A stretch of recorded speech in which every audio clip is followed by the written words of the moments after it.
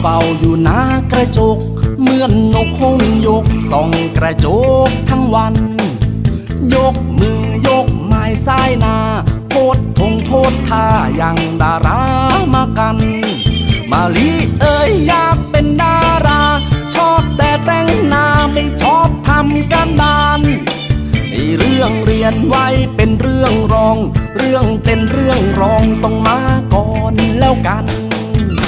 เดี๋ยวก็ยกทางซ้ายเดี๋ยวก็ย้ายทางขวามุมไหนล่ะจะดูดีเดี๋ยวก็มุนทางนั้นเดี๋ยวก็หันทางนี้มารีบมากินข้าวได้แล้วลูกว่าที่ดาราขอเวลาไปกินข้าวก่อนเดี๋ยวจะกลับมาซ้อมตอนพระเอกบอกรักว่าที่ดาราขอเวลาไปกินผักฟางเดี๋ยวจะซ้อมให้หนักไม่มีพักไม่มีถอยตอนเช้าซ้อมบทนางเอกเอาให้เพอร์เฟกต์ให้พระเอกประทับใจตอนบ่ายบทนางอิจฉาทั้งดุทั้งด่าขนาดแม่ค้ายังอายตกเอ็นทั้งเต้นทั้งรำพอตกข่าวตอนคำก็ซ้อมบทร้องไห้อังกฤษคณิตศาสตร์ช่างมันการบุงการบานไว้ลอกเพื่อนก็ได้เดี๋ยวก็ยกทางซ้ายเดี๋ยวก็ย้ายทางขวามุมไหนล่ะจะดูดีเดี๋ยวก็มุนทางนั้นเดี๋ยวก็หันทางนี้นี่ข้าวปลาจะไม่กินเลยหรือไงเนี่ยว่าที่ดาราขอเวลาไปกินข้าวก่อนเดี๋ยวจะกลับมาซ้อมตอนพระเอกบอกรักว่าที่ดาราขอเวลาไปกินผัดฟางเดี๋ยวจะซ้อมให้หนักไม่มีพักไม่มีถอย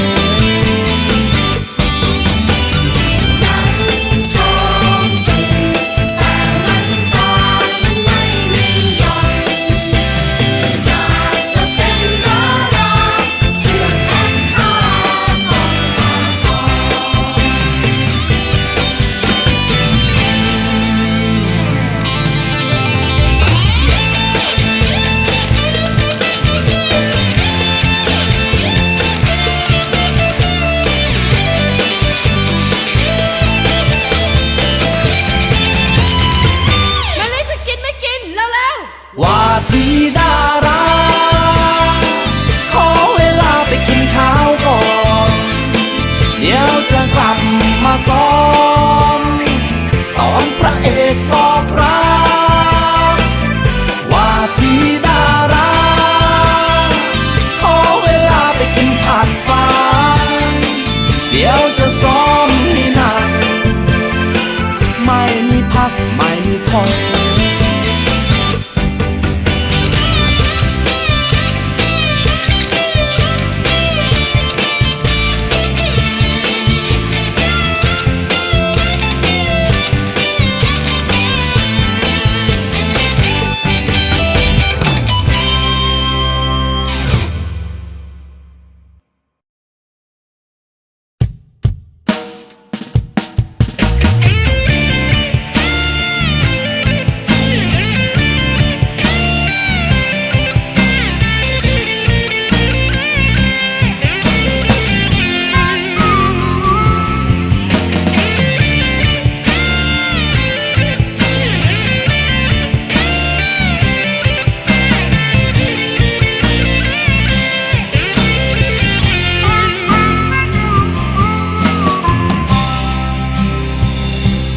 เขานี่ว่า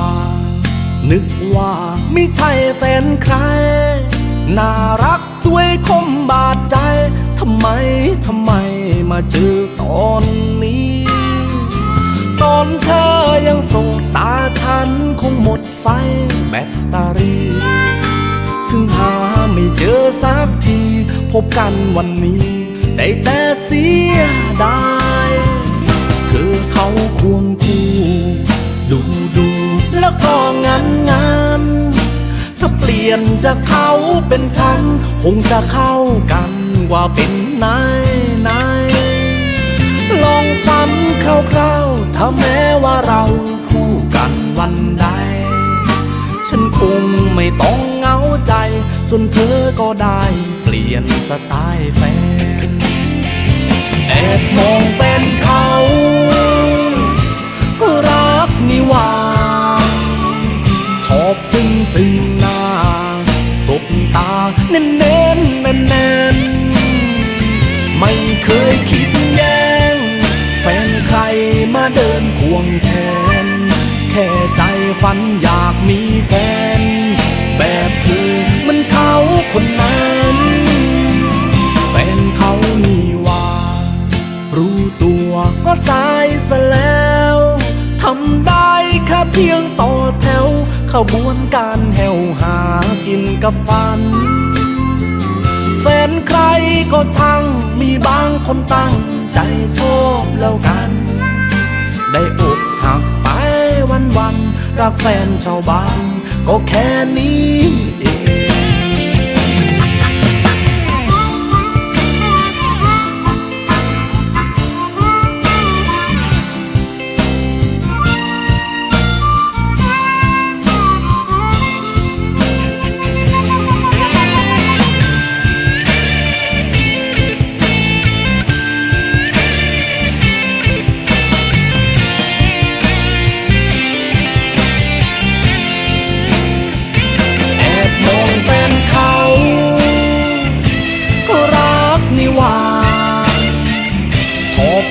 ซึ่งหน้าสบตาแน่นไม่เคยคิดแย่งแฟนใครมาเดินควงแขนแค่ใจฝันอยากมีแฟนแบบเธอมันเขาคนนั้นแฟนเขามีว่ารู้ตัวก็สายซะแล้วทำได้แค่เพียงต่อแถวขบวนการแหวหากินกับฝันแฟนใครก็ช่างมีบางคนตั้งใจชอบแล้วกันได้อกหักไปวันรักแฟนชาวบ้านก็แค่นี้เอง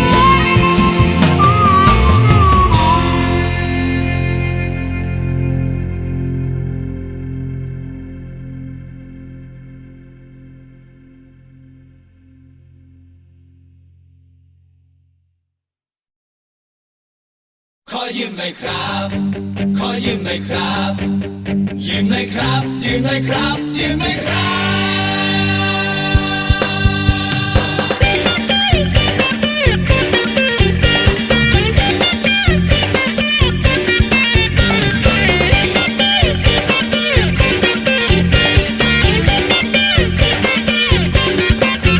เงินทองก็ต้องยืมเข้ามาไม่รวยนี่นะจะให้ถามยังไงให้เพื่อนผมบอกไม่ต้องเกรงใจขอยืมทีไรไม่เคยขัดสักทีเสื้อผ้าก็ไปยืมข้างบ้านแกชื่อประธานแล้วเป็นประเทืองด้วยสิถ้าอยากได้ต้องให้จุ๊บ2 ทีถ้าให้3 ทีแกแถมฟรีแว่นตาแต่หัวใจมีใครให้ยืมมั่งหนอได้แต่รอและก็รอและก็รอเรื่อยมาจะเป็นฝนหรือว่าคุณนา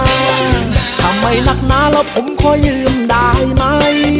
จะน้องแมวลูกไก่ลูกเจี๊ยบหรือปลาโรมถ้าสงสารผมให้ยืมเถิดนักหัวใจไม่เกี่ยงดอกเบี้ยจะเสียเท่าไรถ้าหากเห็นใจยกให้ได้ก็จริงข้าวสารก็ต้องไปแพ้อีปูงเท่าแก่กินยุงบอกว่าคนกันเองเรื่องเงินทองแกน่าใจนักเลงบอกไอ้น้องใจเย็นเอาไว้จ่ายวันหลังปลาทูหรือว่าหูฉลามแกงจืดต้มยำได้จากร้านลุงวังใช้เครดิตไม่ได้ใช้กระตังถูกหวยจังๆจะใช้คืนทุกคนกาแฟเย็นต้องไป ขอยืมอาโกปาท่องโกต้องไปยืมป้ามอนลูกเทนนิสไปยืมพาราดอนส่วนลูกฟุตบอลต้องไปยืมแบ็คแฮม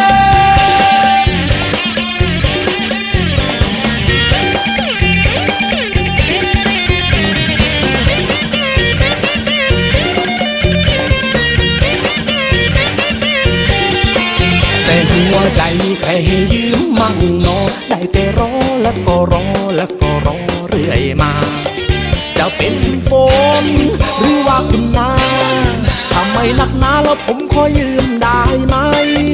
จะน้องเมียวลูกไก่ลูกเจี๊ยบหรือปลาโรมถ้าสงสารผมให้ยืมเถิดนักหัวใจ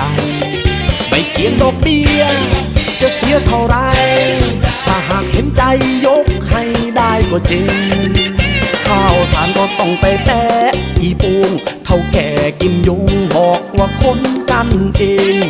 เรื่องเงินทองแกน่ะใจนักเลงบอกไอ้น้องใจเย็นเอาไว้จ่ายวันหลังปลาทูหรือว่าหู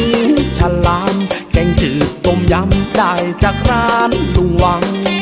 ใช้เครดิตไม่ได้ใช้กระตังถูกหวยจังๆแต่ใช้คืนทุกคนกาแฟเย็นต้องไปขอยืมอาโกปลาท่องโกต้องไปยืมป้ามอนลูกเทนนิสไปยืมพาราดอนส่วนลูกฟุตบอลต้องไปยืมแบ็คแฮม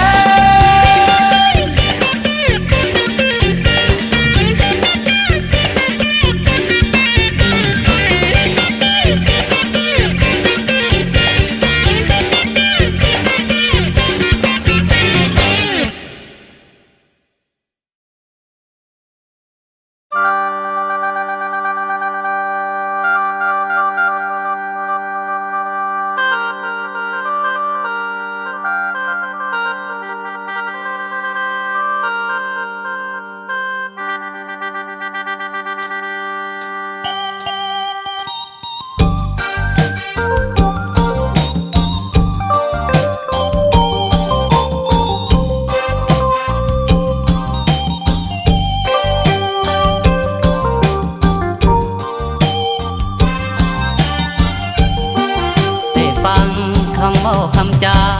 เมื่อพบภาษางามล่องเงือฟังแล้วพาให้ตะลึงบาดใจซาบซึ้งสาวล่องดังไกลเป็นบุญของอ้ายอีหลีพบคนดีที่มีน้ำใจยามใดเมื่อได้พบพา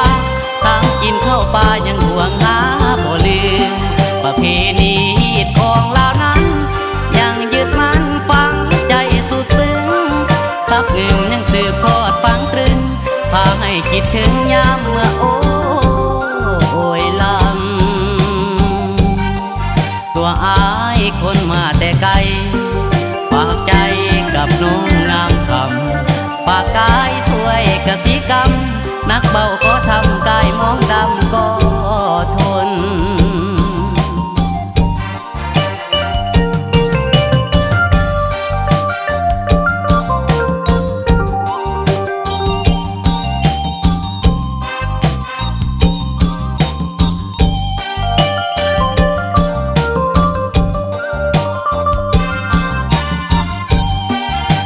ฟังคำเว้าคำจาเมื่อพบภาษางามล่องเงือฟังแล้วพาให้ตะลึงบาดใจซาบซึ้งสาวล่องเงือดังไกลเป็นบุญของอ้ายอีหลีพบคนดีที่มีน้ำใจยามใดเมื่อได้พบพาทางกินข้าวปลายังห่วงหาบ่ลืมประเพณีของลาวนั้นยังยึดมั่นฝังใจสุดซึ้งขับเงินยังสืบทอดฝังตรึงพาให้คิดถึงยามเมื่อโอ้ยลำตัวอายคนมาแต่ไกลฝากใจกับน้องงามคำฝากกายสวยกสิกรรมนักเบาก็ทำกายมองดำก็ยอ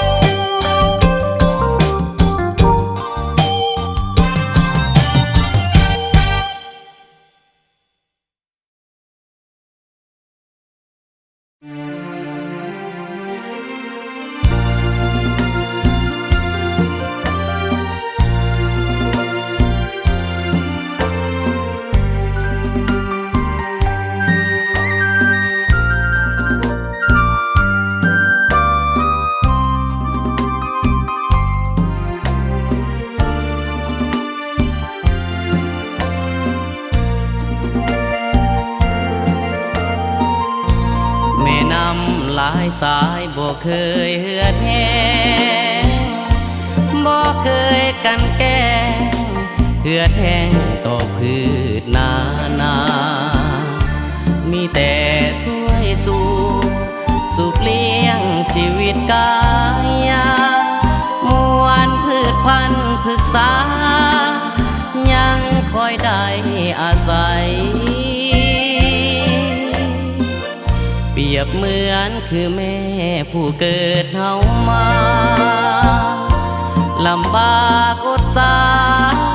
อดทนทนุถนอมยุงบ่ให้ไตหินบ่ให้ตอมคอยสุขเลี้ยงหล่อล้อมหวังให้ลูกเป็นคนดียามลูกหัวแม่จริงมีใจสดชื่นถึงยามค่ำคืนแม่ยังห่วงใยทวินภาระของแม่หนักหน่วงยิ่งกว่าแผ่นดินลูกของให้ได้ยินบ่สิ้นแม่ได้ตื่นมาแม่ยังสู้ทนบ่ได้ท้อถอยแต่น้อยจนใหญ่ให้ความหักไข่บุตรตาอย่าคิดลื